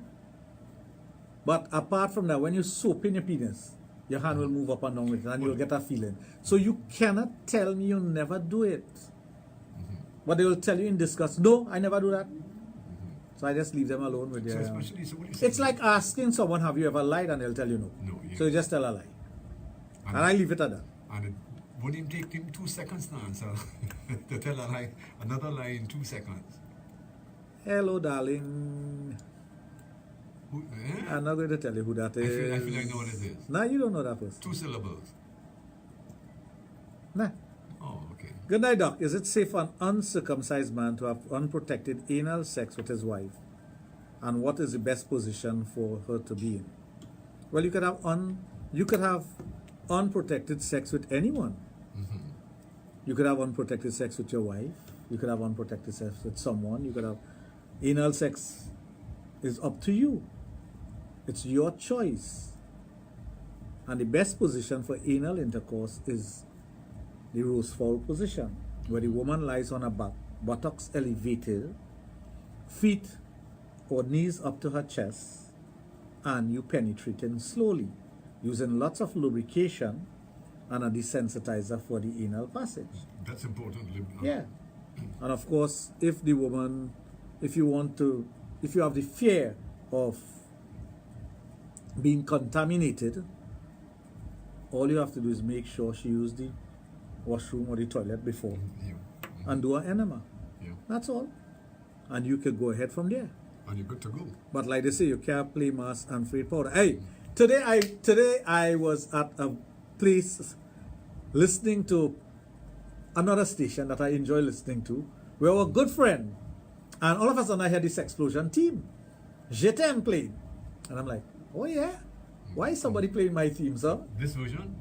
Our Sexplosion team, Je t'aime, what we just used, the one we used. Yes. And all of a sudden I hear my good friend say, happy birthday, Dr. Raj. DJ Sensational Sammy. Family, yeah, that's a good guy, man. Oh, that's a good guy. Well, good friend, our good friend. Sammy, thank you very much. I appreciate that. As a matter of fact, I make time to listen to Sammy. Yeah, his music is, you know, he was one of the best DJs here. Honestly. I always enjoy Sammy's music. We remain, even though when he left here, we still remain because we're still good friends. For instance, if I have a function to play at, I would get in touch with him and he would do the setup for me. Oh, and he's a guy you could call upon, and he's one of those helpful guys. Very. I know for many years he came and set up the music at for my parties. He's a good brother. So Sammy, I must thank you very much for being a true friend, a true friend. He's family. Family. Yeah. So I had all this big smile on my face, and I'm listening to this Explosion team, and it felt good.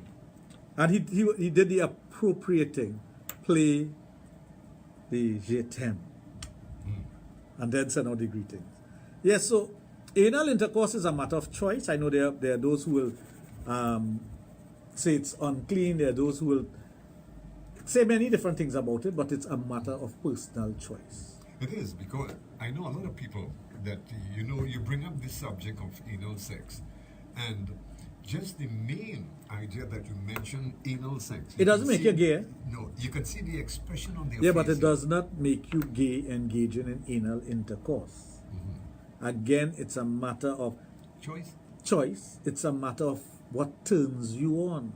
And there are many times that persons will call this program, if you recall the gentleman who called on Friday, and the first thing that he was talking about was STD and intercourse.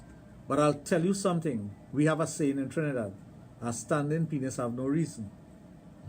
You don't think about those things when you want to have sex. No. It's only afterwards the regret comes in and you're saying, oh God, I wonder if she had something with. You know when it happens? In your refractoring period. That is when it happens. That's when you're cooling down and you're studying, boy, I wonder what I just pick up there, boy.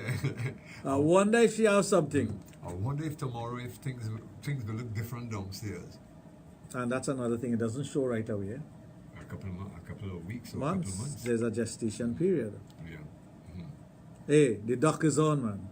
Checky is on. Hey, family, man. Yeah, says my bro and family. So, good guy. There are many things that we have our own concept about, but it's not rooted in reality. And that's where education comes in, as we started off the program. Education. I can't come and tell you about music. You are educated in music. You could tell me about music. I might know a lot about music, but that's not my forte. Like, same way with Sammy. Sammy knows music. He knows, he could feel the mood and play music according to the mood and whatnot. I can't do that. That is not my forte. My education and my development came about in a particular way, and I track myself on that, but I'm not myopic. I make myself well-rounded in many different things. I am the kind of person that will go into a lecture on any topic and pick up from it and do my research and whatnot and develop myself along those lines. If it's something like, recently I pick up a hobby of sowing seeds, but flower seeds, certain types of flower. And, you know, today, being that special day, I went and I water my plants and thing, and my wife is telling me, she said, don't water that. And I said, I know not to water it. She said, I don't want to. And so when I came back home this afternoon, she was like, guess what? All excited. And she said, the seeds started to germinate. It started to, I went and I looked at those plants now coming on. These are rare plants, eh? These are rare plants. And the seeds started to germinate, and I'm looking at it and I say, wow. So I normally would take a rest on a Wednesday before I come to program. So I went up to my room and I'm relaxing and lying in bed, and I'm saying to myself, you know, 3 months ago I knew nothing about these plants. Nothing. I knew I loved them, but I knew nothing about them. And here I am, got interested in it. Because the reason why I got interested in it is because my wife has an interest in it. And I think it's the ideal thing for her. But I also like it. I love flowers. I love flowers. So I started to educate myself on it. So I was talking to my wife when I got the seeds, because I have to import them. And I told her, I said, you know, you have to do so and so before you do so and so. And she's like, I thought I knew everything about this. I said, girl, the kind of research I did on this, I could tell you what you're supposed to do and what you're not supposed to do, which is what they call education. So I'm not an expert in that area, but I'll tell you, before the end of the year, I'll be an expert in that, because I'm determined to do that. Oh, yeah. Yes. I am determined to take this from the stage of buying the seeds from overseas, having it shipped to me in a particular way, taking the seeds and doing what I have to do, getting the right soil. You have to get the right soil. Oh, it's a rare plant to germinating those seeds. Now, I learned that in agricultural science when I was in Form 1 at Northeastern College. Form 1 at Northeastern College. Because that's one of the things that you have to do, go and plant seeds. I never continue. Well, of course, we come from an agrarian society. My grandfather on both sides had estates and land for planting cane and all those things. So they know about that. So it's in my blood. Yes, very familiar. Right, I'm familiar with it. So now I'm doing that. But my thing is that at the end of the year, when these plants are flowering, I will have these plants, or not even flowering, when they're mature enough, I will be looking at these plants and saying, I have learned from these plants. So that's a form of teaching. Oh, yes. And it's education. And apart from that, it's a form of satisfaction too, that you can take something and grow. Oh, well, of course. I enjoy doing that. I enjoy those kind of things. And like I said, you tell that a 35-year-old who want to lime and hang out and whatnot, he don't have time for that, she don't have time for that. No. Because it's not part of what you will want to do. But as you get older and you start appreciating things differently, but the same things you used to see every day in life, there will come a time when you look at that in a different way. You would look at that very same thing in a different way. The drain you pass in every day, one day you will stop and look into that drain and say, well, you know, this drain is deep enough, that's why we always have flood. Because then you become more aware because of your experiences in life and your education as you go along. So eventually you start looking at things differently. A different outlook altogether. Oh, different outlook. I have a good friend called Dar, like, you know, Agent D. His dream, and this is a serious dream, is to be driving in a car, an expensive car, and shut down on the highway. You think that is a joke, eh? But that is always something he does be talking about, that one day I want to be in one of them expensive vehicles and shut down on the highway for gas. You know, he got his dream Monday. He got his dream Monday. So he's telling me this morning that I called him and he said, you know, so and so happened. I said, what? Shut off a diesel? You see, well, you know, when you shut off a diesel engine lock, you can't do nothing again. That's it. We'll have to go to get checked out and whatnot. Say, yeah, boy, I experienced that Monday, boy, with our best friend. I say, shall call me? No, but be careful what you wish for. You're going to get it. Yes, but then again, on the other hand, that was his mission, to get to bring it was it was something you always talking about. And it happened. It happened. But you have to be careful what you wish for. Because you attract those kind of energy. Yeah, they always say, they always... That's the energy that you put out there. What you put out in the universe is what you're going to get coming back at you. It's going to come back at you like a boomerang. Right. So you have to be careful of these things. And, you know, he used to say it in a joke. Because once he... I can't remember how it come up. So we'll always say, we are letting you our vehicle, you know, because you will want to shut down on the road just to go and buy gas. In those days, you could buy gas in any bottle and walk with it. Now you can't do that. No, you can't. No. You have to designate. You have a designated container for that. But the point is that what he always put out there, and it happened after many years. But now he has experienced it. He said, "But I don't ever want to." And I used to always tell him that. I say, "You will never want to experience that." This is the thing that you know. After you accomplish what you have. But then again, it's like something off his back, eh? You will always get that. It's something off his shoulders now. Well, yeah, you have experienced it and you can move on. But you will never know what that is like until you have experienced it. And if you want to experience it, put it out in the universe. I have something like that going on with me over 60-something years now. What's that? When growing up, as you know, I grew up outside of Renegades.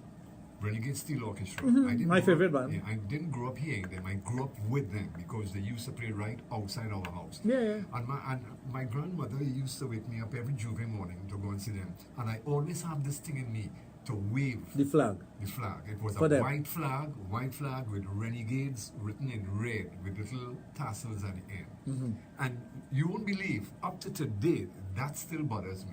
Well, you should contact management and tell them you want to do that. Me. Even if it means for 20 minutes. I reach, even Pan on the Avenue, Renegades was coming up. I reached right at the side of the flagman, and something was... Yeah, but you should go to the flagman before, like now, and tell him, and when they have Pan on the Avenue in August month, he will hand you the flag. Whatever is your desire, you have to make it happen also. You know? But the thing about it is not any ordinary Renegade. It is one flag. You want, well, right, but that is what you have to tell that flagman or that flag woman, that I would like to wave that flag, even if it means from Lewis Street to the next street. Even I mentioned it to a well-known reporter who is a very good friend of mine, Gary Cardenas, and he was behind me with it too. And I don't know, boy, but this has been going on. Anything your heart desire, Junior, it is good to put it out in the universe. But if you don't make it happen, it's not going to happen, you know. There are lots of time that a person will say, I want to win the lotto, but they never buy a lottery ticket, you know. How are you going to win anything? You think God is going to come and manifest a lotto ticket in your pocket? But remember the old saying, when they used to sell sweepstakes, they used to say, if you don't have a ticket, you don't have a chance. Yeah. That was the hook line. That was the hook line? Yeah, if you haven't got a ticket, you haven't got a chance. That was the words. It was a big thing like a copybook.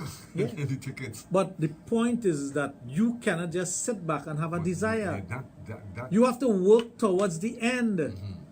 That is where work comes in. You know, anything you're doing, there's work involved, you know. You have to work towards the end. If you want, okay, for example, you always wanted to shut down on the highway with a high-end vehicle. If you don't drive a high-end vehicle, how it's going to happen? You tell me how it's going to happen. It can't. Right. It can't happen. So you have to make it happen. Yeah. And in making it happen, you will get it. But you have to be careful what you wish for. Be careful. That's why I don't like wrong me. You know. I do not like negativity. I do not like to attract negativity or people who have this negative attitude. Because it kind of rubs off on you, know. Yes, of course it does. Somewhere along the line. Of course it does. I am a positive thinker. I believe that the things that you want in life, the things that you want to accomplish, you have to make it happen. It's there for you, you know. Do not believe that it's not there for you. It's there for you. But you have to make it happen. You got to have that within you to create that environment. And you create that environment in the things that you do in life. If you want to become a gardener and you don't plant seeds and garden, how are you going to become a gardener? Because of the fact you wouldn't have any knowledge of it. Exactly. And you can't move from step A to step Z. You have to go through the steps and this is what they teach you in anything that you're doing now. You can't come into a job in a very high position unless you have the education for it. That is why in India, there's a university called the Indian Institute of Technology. Do you know in that university, when you fail to get into that university, then you go to the Ivy League universities in the world? When you fail to get in there, is then you go to the Ivy League universities in the world. Wow.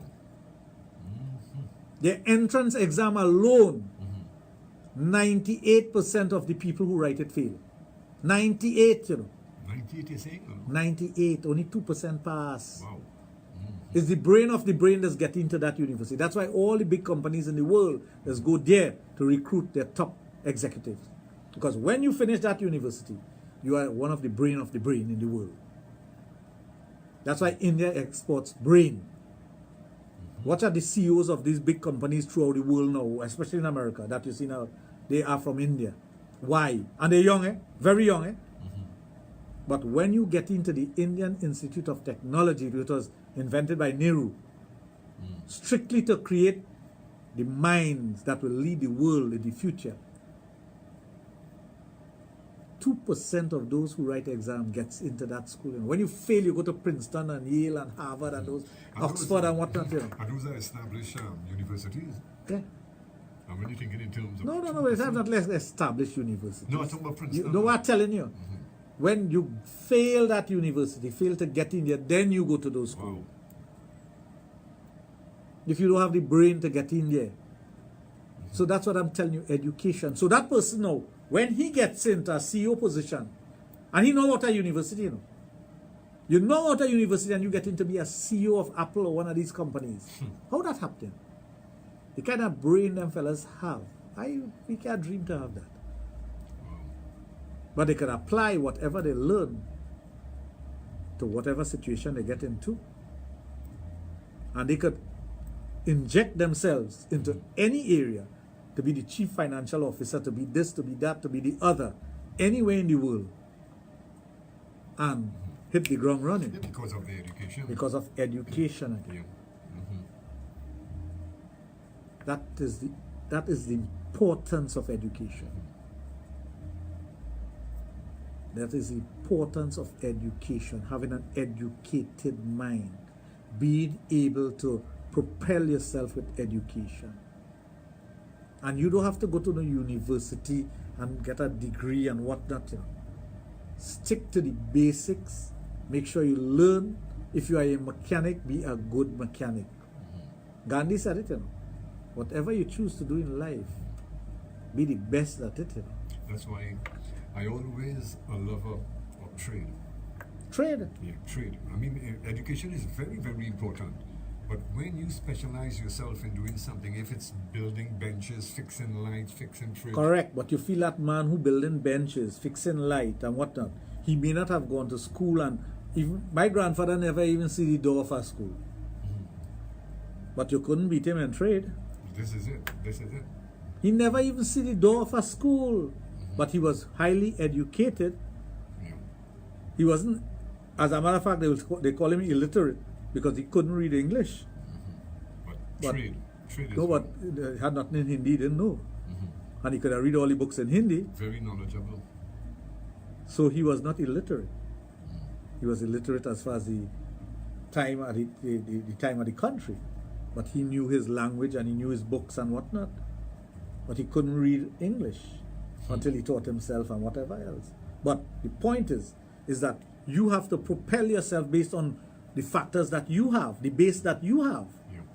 And when you are able to do that, you make yourself a better person. So it's not only school knowledge. Of course, teachers play an important part, imparting knowledge on you. But it's also the knowledge that you gain from experience. Yeah. That's why you go under tutorship. You go and you become an apprentice. You learn certain things. Long-time joiners used to have to go and be apprentice. Yeah. Yeah. If you want to repair bicycle tube and tire and tune wheel, you go as an apprentice, you know. And then you learn these things and you become a bicycle repairman. A man who build in bookcase, different things, the different joints and whatnot. You learn these things. So education is important. What is the bottom line? And don't think that education is just book. It is not. Knowledge. Knowledge. Knowledge is a different thing. Knowledge is the most fantastic thing it have, because the more you put yourself into any area, the more you learn and the better you become. You could discern things very easily. You could understand things in a different way. So with that, folks, pleasant good evening to everyone. Good night. Thank you for all the wishes from all of you out there, my fans, my friends, my family, those that I grew up with in Brotherhood at Northeastern College, those who I grew up with in Brotherhood at Nova University. Thank you for your greetings. Good night. So you're about to finishing now, or are you continuing celebrating your birthday? Could you sign off there?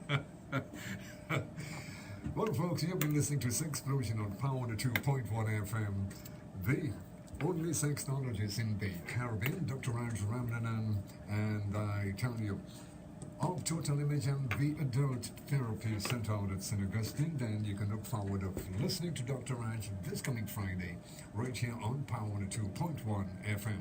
Stay tuned. Music after that. That's up next.